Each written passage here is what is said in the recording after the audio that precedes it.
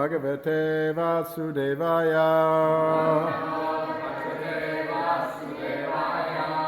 Om Namo Bhagavate Vasudevaya.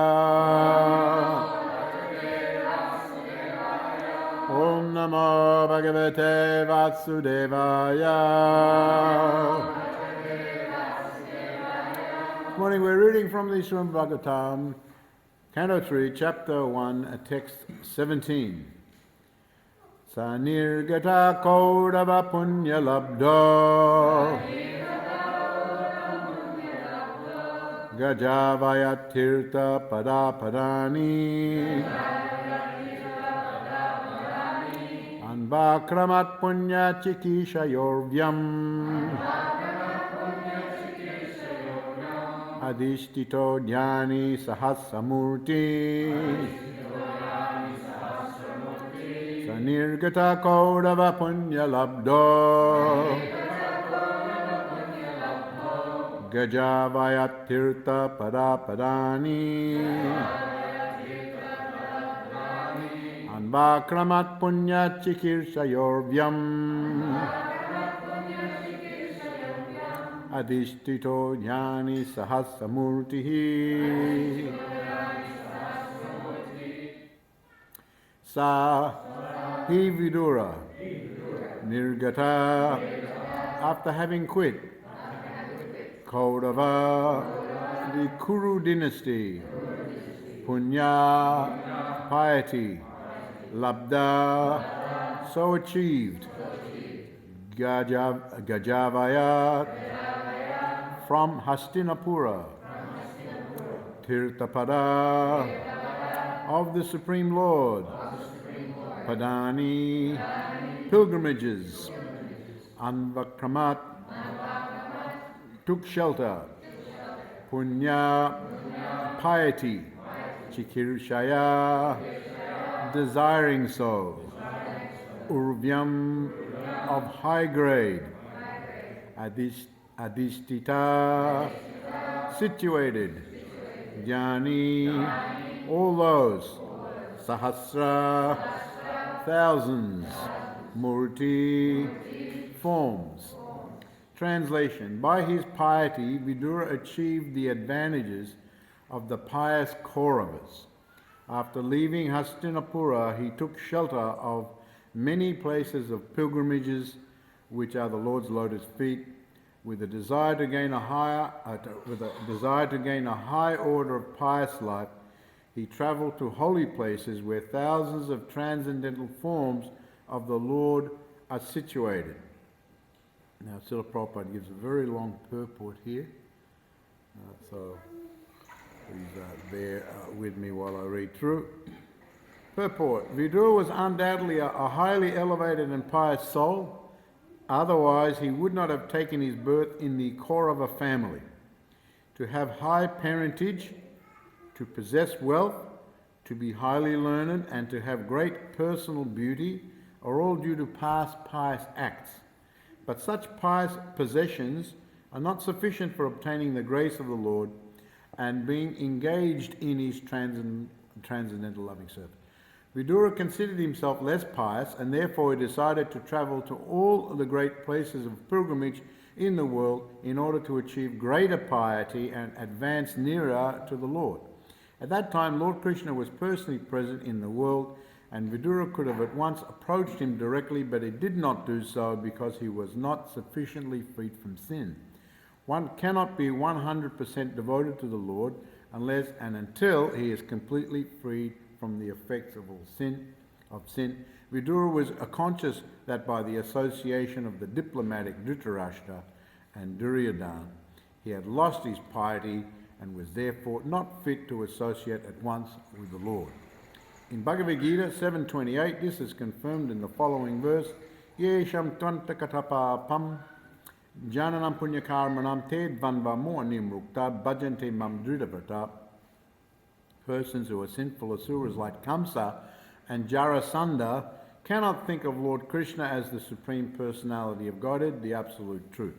Only those who are pure devotees, those who follow the regulative principles of religious life as prescribed in the scriptures, are able to engage themselves in karma yoga and jnana yoga, and thereafter by pure meditation can understand pure consciousness. When a God consciousness is developed, one can take advantage of the association of pure devotees. Syan mahat sevaya vipra punya tirtha nishevanat. One is able to associate with the Lord even during the existence of this life. Places of pilgrimage are meant for eradicating the sins of the pilgrims, and thus they are distributed all over the universe just to give facility to all concerned for attaining pure existence and God realization. One should not be satisfied, however, merely by visiting the places of pilgrimage and performing one's prescribed duties. He should be eager to meet the great souls who are already there engaged in the service of the Lord. In each and every place of pilgrimage, the Lord is present in his various transcendental forms. These forms are called archa murtis, or forms of the Lord which can be easily approached by the common man. The Lord is transcendental to our mundane senses. He cannot be seen with our present eyes, nor can he be heard with our present ears. To the degree that we have entered into the service of the Lord, or to the proportion that our lives are freed from sins, we can perceive the Lord. But even though we are not free from sins, the Lord is kind enough to allow us the facility of seeing him in his archa murtis in the temple. The Lord is all-powerful, and therefore he is able to accept our service by presentation of his archa form. No one therefore should foolishly think that the archa in the temple to be an idol. Such an archa murti is not an idol, but the Lord himself, and to the proportion that one is freed from sins, he is able to know the significance of the archa murti. The guidance of a pure devotee is therefore always required. In the land of Bharatavash, there are many hundreds and thousands of places of pilgrimages distributed all over the country, and by traditional practice the common man visits such holy places during all seasons of the year. Some of the archa representations of the Lord situated in different places of pilgrimage are mentioned herewith. The Lord is present at Mathura, the birthplace of Lord Krishna, as Adi Keshava. The Lord is present at Puri, Orissa, as Lord Jagannath, also known as Purushottama. He is present at Allahabad, Prayag, as Bindu Madhava. At Mandara Hill, he is present as Madhusudana. In the Anandaranya, he is known as Vasudeva, Padmanabha, and Janardhan. At Vishnu Kanchi, he is known as Vishnu. At Mayapur, he is known as Hari. There are millions and billions of such archa forms of the Lord distributed all over the universe. All these archa murtis are summarized in the Chaitanya Charitamrita in the following words: Savatra prakasha tandra bhakte sukha dite jagatera adharma nasi dharmas tapite. The Lord has so distributed himself all over the universe just to give pleasure to the devotees, to give the common man facility to eradicate his sins, and to establish religious principles in the world. Jai Hare Krishna, Prabhupada ki Jai. So we're continuing on in Vidura's situation here, living at the palace. And now here in the translation, it is first mentioned that Vidura achieved the advantages of the pious Kauravas, and Prabhupada goes on to describe that being born in a high family and being rich and so forth. There's one verse, Janmaishwara Sutta Siddhiyera Manabanapuman Naiva Hatitum Akinchana Gauram. That if one attains birth in a good family, that's the result of pious activities. If one attains wealth, that's the result of pious activities. A high education, very handsome or beautiful, that's all due to previous good karma. And so Vidura took birth in such a situation, in that the Kauravas, the royal family, high family, and then very wealthy, and high education, and very handsome and powerful and beautiful, and so on and so forth. So all those things together, if someone can have just one of them, it's considered very, very auspicious. And so one has attained these things due to previous good acts in the previous lives. But of course, upon obtaining them, how is one going to use them in this life? And not only that, but generally the karma is very mixed, in that one has performed pious activities and gets some good results, and at the same time has performed very impious activities. So one will get a mix of good results and a mix, there'll be some bad things happen to them as well. It's very, very rare in this world, almost impossible, that one can live in this world and have just good life. It's not possible. We see even great souls like Vidura experienced so many disturbances and difficulties. So all of them, even Vidura, who is a great soul, and Duryodhana and Dhritarashtra, and all of them, just to take birth in such a situation, to have all those facilities, means they've performed some sort of pious activities, some more than others. Highly elevated, pious soul. The Prabhupada says here, Vidura was undoubtedly, there's no doubt that he was highly a pious soul. Otherwise, why would he have taken birth in such a family? All these things are very, very auspicious. But now, how do you how to utilize these things very nicely? That is the challenge in any situation. Here, actually, it is mentioned. I was reading Srila Bhaktisiddhanta Saraswati Thakur's Amritavani, the Nectar of Instructions, and his commentary. And in there he talks about, of course, the old devotees would know the terms prayas and shreyas. Prayas and shreyas. Prayas means activities that are performed for short-term gain, immediate, and most people, materialistic people, are mostly interested in that. What can I do that gives me, immediate results? If I can get a lot of money quickly, if I can get influence, power quickly, everyone's more or less interested in that. They're not, and Shreyas is long-term, ultimate goal. Short-term goal and ultimate goal. And Srila Bhaktisiddhanta Saraswati Thakur talks about that. He said that actually, really, for those on the transcendental path, the prayas, the short-term goal should be abandoned, and one should just concentrate on the shreyas, the ultimate goal. Of course, and that ultimate goal is, coming to a position of Krishna consciousness. Now, when one attains the transcendental position, he comments that the shreyas and the prayas merge. They merge. Shreyas and prayas will be the same, because the immediate activities will be Krishna consciousness, and the ultimate activities will also be Krishna consciousness. So in that sense, on the transcendental platform, Shreyas and prayas merge together.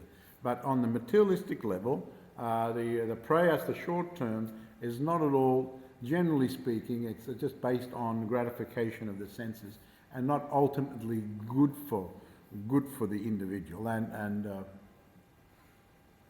he goes on to say that those interested in the press, the short term, they're kind of very irresponsible adults or childlike people.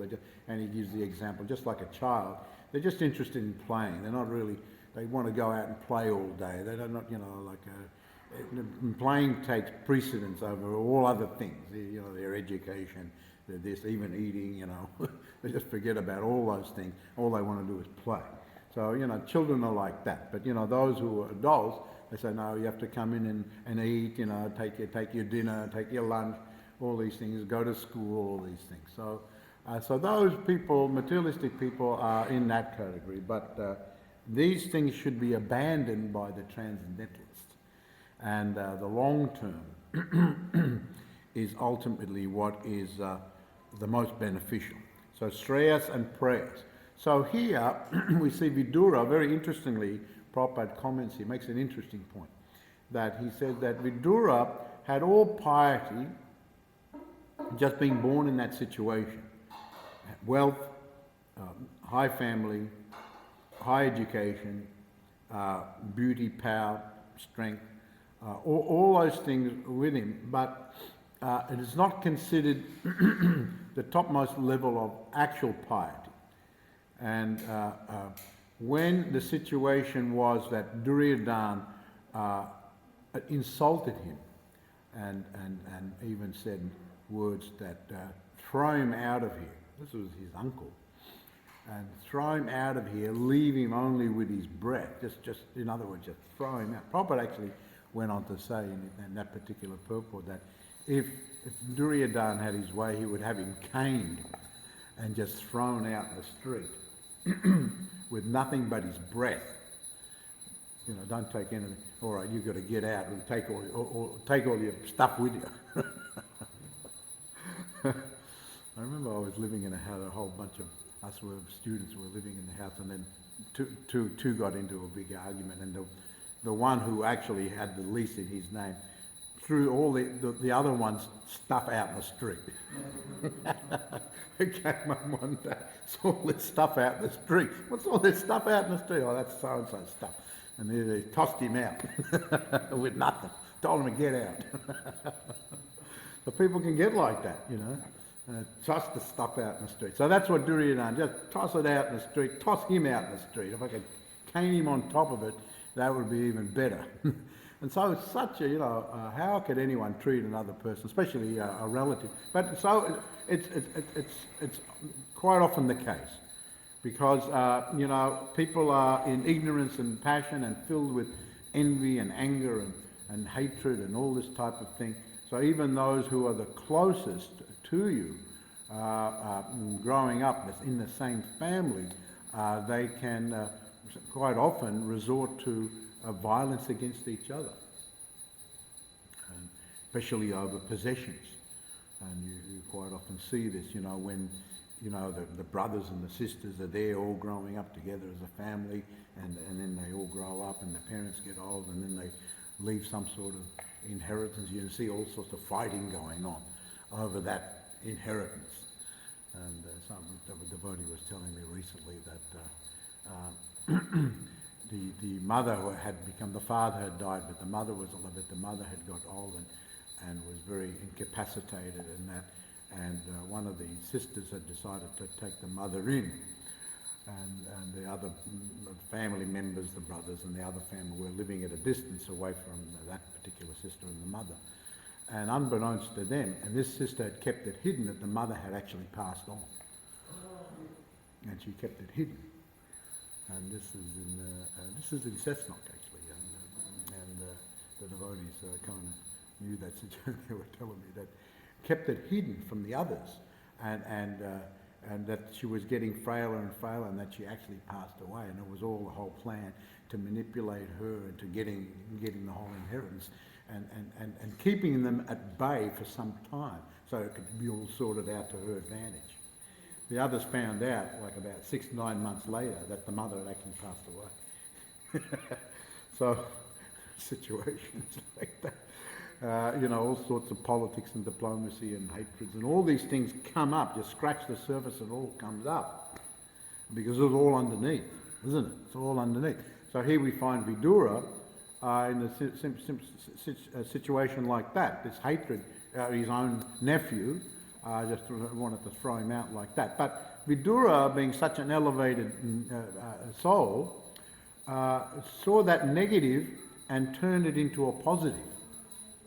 See, this is what very elevated souls do. That, because living in the world, there's never going to be any total positives. We can't. It's a utopia to think like that. People want to, travel around and find their dream place and they have their dream situation.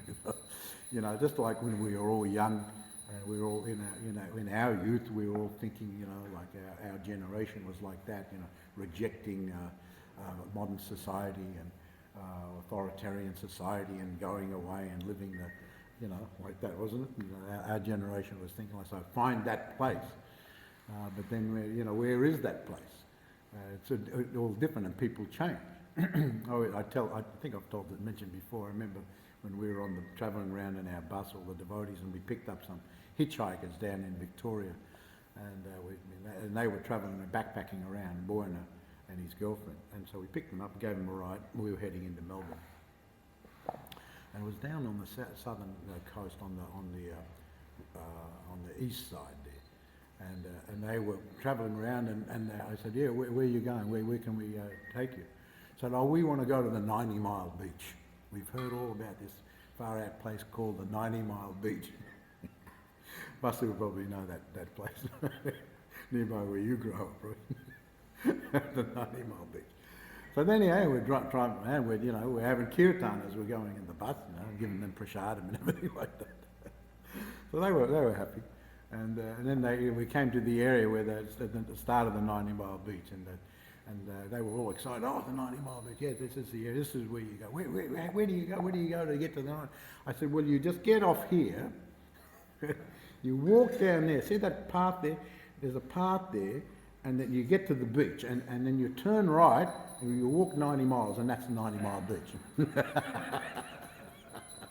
A lot of sand. I'd been there, I knew all about that beach. So when you walk 90 miles, you've been to the 90 Mile Beach. That was a big deal. But for them, it was like, a dream, right? We wanted to visit the 90 Mile Beach. I mean, they had a number of places they wanted to visit. The 90 Mile Beach was right up there. They kind of burst their bubble a bit. All the devotees were, when I said that, all the devotees were out. Yeah. I spent a month one day there on the 90 Mile Beach, I remember that. So anyway, so everyone's got their utopian ideal dream thing, but you can never have that ideal place. You can never have the ideal relationship. I gave a class the other week, I was talking about everyone changes. You change, they change, situation, everyone. You can never, you can't hold on to it. You can't hold on to anything in this world. Have that fabulous relationship between this one.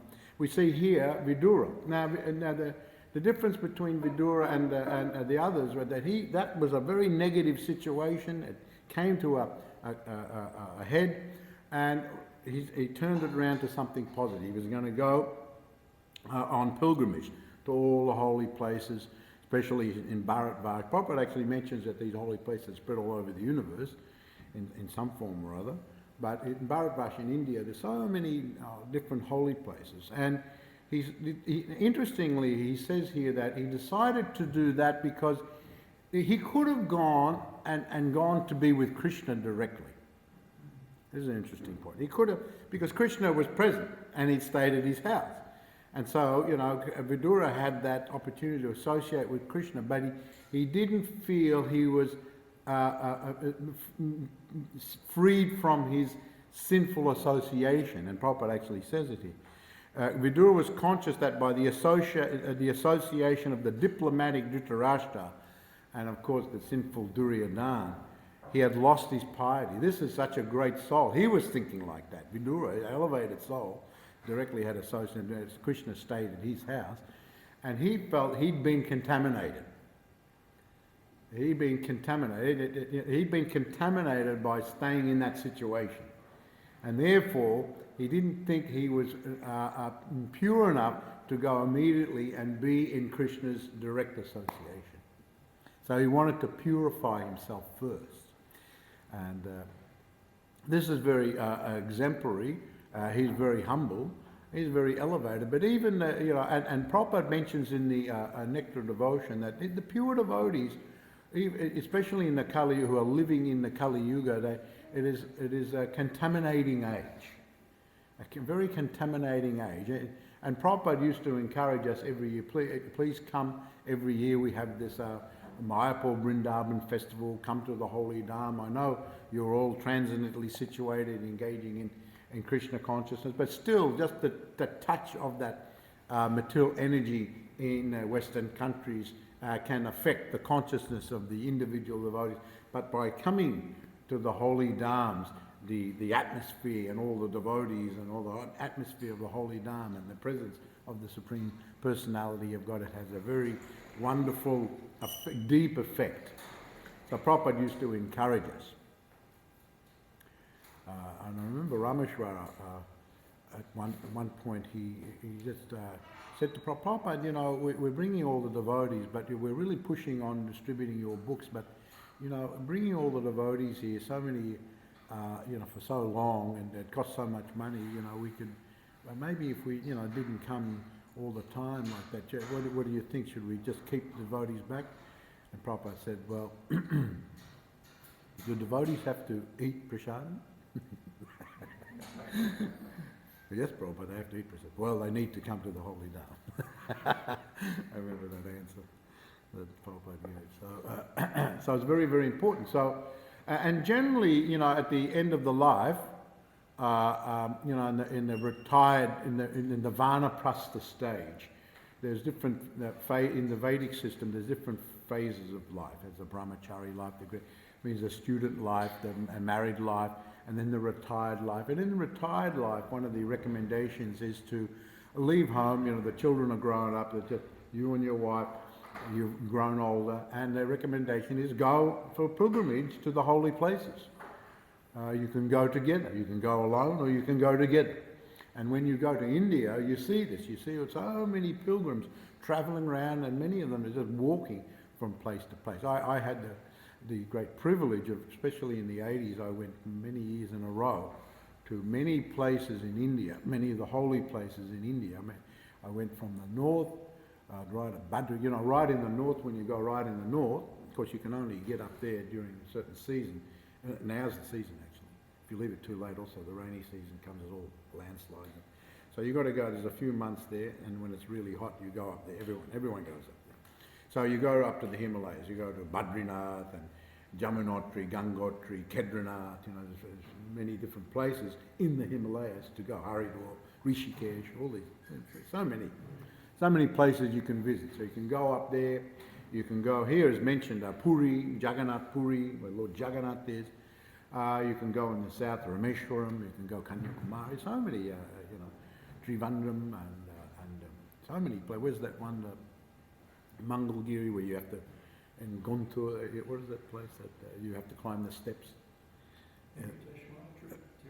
Venkateshwara, yeah. Oh, that's another one where you have to climb, yeah. There's many like that. And you have to climb up the steps to Mangalgiri, yeah. There's a Nrsinga temple at the top where they give him the guru, the jaggu, yeah. Ahobilam is another place I've also visited there. And there's so many places. And, there was one I visited where you have to climb up the stairs, and when by the time I asked the priest there, I said, why were these temples put right up here? Like that, it's so hard to, and these steps are like made for giants too, they're not just little steps, like some of these places, many of these places, one that's got 10,000 steps to get to it. I forget the name of that,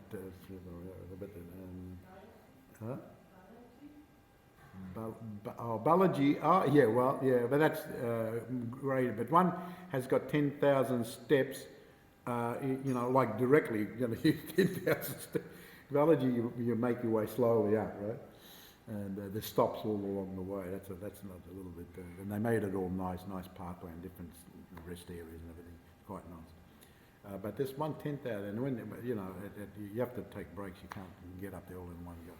But he said, oh well, they were purposely done like that because we've got so much passion in us that when you climb up to these high places, or you have to go down, it takes all the passion out of you, and you're so fagged out that you just surrender to Krishna.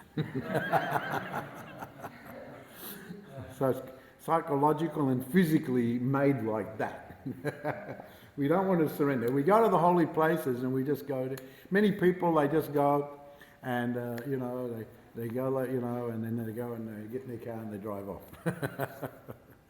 But quite often it's made more difficult to go to these places and to go on the parikram and all these things, made a little bit more difficult, just so to take that passion out of you so you're ready just to surrender. So Vidura thought that he needed to purify himself from that contaminated association. Here we are, the diplomatic, it's just wherever you go, and you're in situations, even though you're following the transcendental path, still, you have to, be in those sort of situations. You go to work, many are working, you chant your rounds in the morning, and you've got to go to work, and all sorts of people you have to associate with. So even the very, very elevated devotees get affected by that. Here we have the example of Vidura. He felt he got affected by that, and so much so that he didn't want to go directly.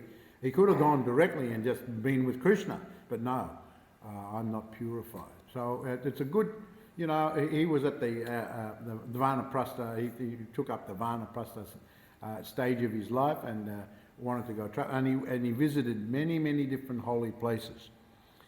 Many, many different holy places. So Prabhupada makes a point, he quotes from the Bhagavad Gita, Yesham Tvantakata Papam. Actually, to associate with Krishna, one has to be pure, because Krishna is pavitram, pure. And here Prabhupada comments that you really, with our mundane ears, we can't even hear Krishna, we can't see Krishna with these eyes. But Krishna makes himself available in the Archamurti, the forms that can be seen in stone or wood, or just like Jagannath, Lord Jagannath is wood and stone, marble, different forms of granite, different forms of the Lord are there so our eyes can see. And these places of pilgrimage where the Lord comes, and each place of pilgrimage, now Prabhupada stresses on when you go to the places of pilgrimage, you find out, try to associate with the advanced souls there, try to find out what is the significance of the holy name. Don't just go there for sightseeing. Go there, and there's many literatures available when you go to the holy places. You can find what is the story. I was telling last week of when one goes to Gaya, then there's the story of how the Lord came. There was that Gaya Sura, and there's so many different leelas and instructions to learn by visiting. Just by going to the holy places, one becomes purified, and then you learn. Or what is the instruction, what is the leela, what is the path. And the Lord specifically performs these types of leelas and leaves so many nice instructions so that we're all benefited. And so gradually, your energy is taken up in that way. I mean, you can spend your whole life travelling around. Lord Nityananda, wasn't he? He travelled around for 20 years. He was travelling around for 20 years when he was travelling around as a brahmachari. He was travelling around for 20 years to all the different holy places, and even then you can still keep going. There's thousands and thousands, tens of thousands of them, tens of thousands of them. So one can do that, and so Vidura thought that let me do that, let me become purified, then I can enter into Krishna's direct association. So as I mentioned, Yesham Tvantakata Papam, persons who have acted piously in the previous life and in this life, and the sinful reactions are completely eradicated, and they're freed from dualities of the delusion, of all the dualities in the material. They can actually engage themselves in my service with determination. So it's very important to free ourselves from the, if one is still in the position of getting reactions to sinful activities, just those reactions on you can very much distract. You may be wanting to, but then all of a sudden this hits you, and that hits you, and the other thing hits you. You're practicing Krishna consciousness in the house, and then, or maybe you're just, trying to think about take up spiritual life, and then the storm comes and demolishes your whole house, and then you're totally involved in anxiety about that. So when you're getting all these reactions, they can take away. So how to be freed from the reactions? Because that is not the ultimate goal of Krishna consciousness. The ultimate goal is to develop the love of God. But the process of Krishna consciousness is so nice that one can be freed from the reaction. You don't have to worry about being hit with this and that and the other. Oh, that's some karma coming on me. Oh, this one, that one, that one. We've got so much karma happening, it doesn't all fit in one life. We have to come in this life, the next life, so many lives to get the karma from the former lives, and in this life, creating more karma, and it goes on ad infinitum. So if we're getting hit all over the place, some of it's good, some of it's not so good, ultimately none of it's good. It just keeps you involved in the world, keeps you entangled in the world. And the devotees want to get out of the world, actually. Of course, this is a theme or two. The materialists can't understand that type of thing. Or, they're trying to make the situation nice in the world. But the devotees are not so much concerned with that. We live in the world, try to make, we understand relatively we can live like a little bit of peace and quiet or whatever. But we understand, the devotees understand that there's no way you can get total peace and quiet or transcendence in this material world. You have to transcend it. You have to go beyond it. And so this is intelligence. So, so freedom from sinful activities. You don't have to be bombarded by all that. Then you engage in devotional service and you become purified, and you can just stay on that path. You can stay on that path. And so this is now that's the secret of success, to become purified and develop your love of God. And this is the way to satisfy the Supreme Personality of Godhead and remain fixed in your position. Otherwise you'll be distracted in so many ways. So interesting story there in regard, Prabhupada actually mentions here that just by, what does he say here? He says, pious possessions. Now, Vidura had all these things, and, high birth, intelligence, doesn't equal, getting the mercy of the Supreme Personality of God. We have to be careful. You may have a high education. I've got a BA, MA, PhD. That doesn't equate to spiritual advancement. Just because you're advanced in intelligence or your education doesn't automatically mean you're advanced spiritual. We could make this mistake. Or, I'm a very powerful person. It doesn't equate to spiritual advancement, or very high family, or whatever. I've got a lot of money, so therefore I'm going to buy my way back home, back to God. No, Krishna's not interested in that. Krishna has all the wealth in the world, all the beauty in the world. He's got plenty of that. He doesn't need yours. So, whatever you're going to offer him, or whatever you think you're going to offer him. And there's the story of course, we know that story of the devotees will remember that story of Lord Chaitanya when he was having the nocturnal kirtans in the house of Srivas Thakur. He personally locked up the house. This is mentioned, especially in the Chaitanya Bhagavatam, that he personally go around because he wanted to have he wanted to have very elevated devotees, pure devotees in there doing the kirtan and dancing and like that. So he locked the doors, and so just to have those types, so the atmosphere, the consciousness would be very high. He wouldn't allow anyone. He gave strict instructions, don't allow anyone else in. But of course we know there's one story where the one brahmachari, who was a very good brahmachari, and he practiced a lot of austerities, he begged Srivas Thakur to allow him to come. He wanted to see the kirtan. Actually, so many others wanted to get in that kirtan, but no, they weren't allowed. And some of them who were more lower kind of people, they become very envious, and because they weren't allowed in, they start to criticize. well, these people are just making a show anyway. Who wants to go in there? Actually, there's just all this chanting and dancing, so much noise. It's just disturbing the whole atmosphere around here. Who wants to go in there anyway?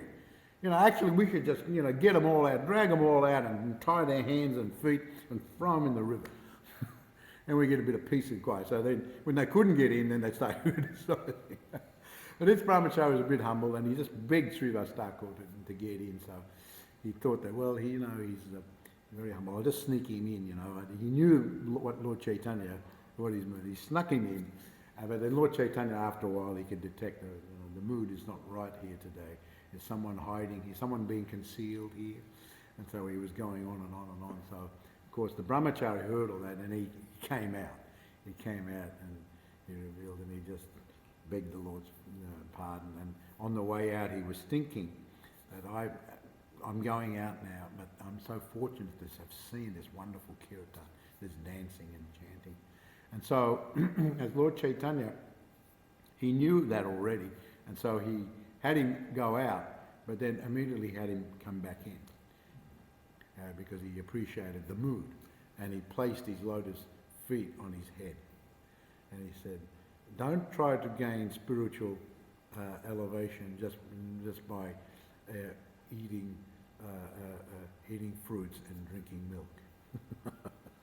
This will not elevate you spiritually, but your mood of surrender to the Supreme Personality, that will make you advance." So, words to that effect. So the point being, as Prabhupada makes here, you can't get the grace of the Lord just by material acquisition. You have to actually develop transcendental loving devotion to the Supreme Personality of Godhead. So Hare Krishna, thank you very much. Has anyone got any questions or comments? In regard, yes. Is there a microphone? Anyone? Thank you for the class.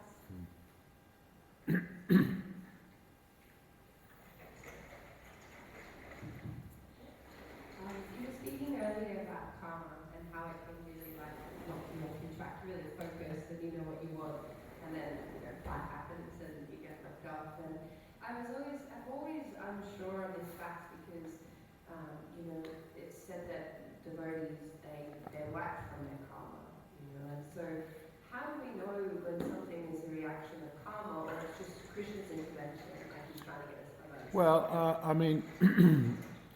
I think someone explained this the other day, but when one takes up the path of devotional service, it is mentioned in the Shastra that Krishna very kindly accepts the karma. And so the devotee who is rigidly practicing Krishna consciousness, he has no karma. But along the way, there was some karma meant to happen to that individual. And Krishna, seeing different things in that individual devotee, sometimes gives them a token reaction, just to teach a lesson or two along the way. Maybe you're getting too attached to this thing or that thing, and so Krishna wants to break it so you can advance very nicely. So what was the karma this one was supposed to? He knows what you were supposed to get. I'll give you a little touch of that over here. So when you're a devotee, you're not getting normal karma. You're getting reactions from Krishna. Of course, if you give up the path and go out again, then Krishna hands you again over to then you get your normal. But as long as you stay under the shelter of Krishna, then it's not normal karma. Things will happen to you, but that will be given by the Supreme Personality of Godhead. And if you just continue on, then Krishna will. Prabhupada used to tell us, wasn't it, once, twice, thrice, you can engage in these, and Krishna will give you back. Yeah, other than the fan, it's slowing down. Yeah. So it's not like normal karma for a devotee. Yes? When the Buddha left the palace at this point, is that when he took Vedarashta with him? No, he came back. He went out now, and then because this is before the Kurukshetra, he left home. And then he went and visited all the holy places of pilgrimage. Then after the Battle of Kurukshetra, his sons were killed and everything like that. So Vidura came back out of compassion and then preached heavy. I think that section is later on. Preached heavy to his brother Dhritarashtra, and both Dhritarashtra, Gandhari, and they all lived together. Went out in the forest. One last question.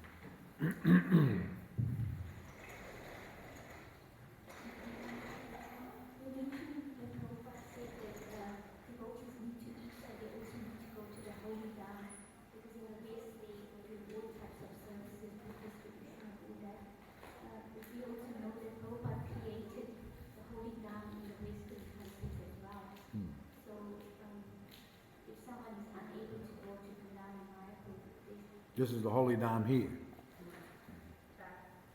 So this is also holy Dham. But, there's these holy Dhams the holy Dhams in India, they're actually identical, but because of the prevalence of so many temples in those holy Dhams, because of the pilgrimage, the whole atmosphere there, it's a very powerful effect.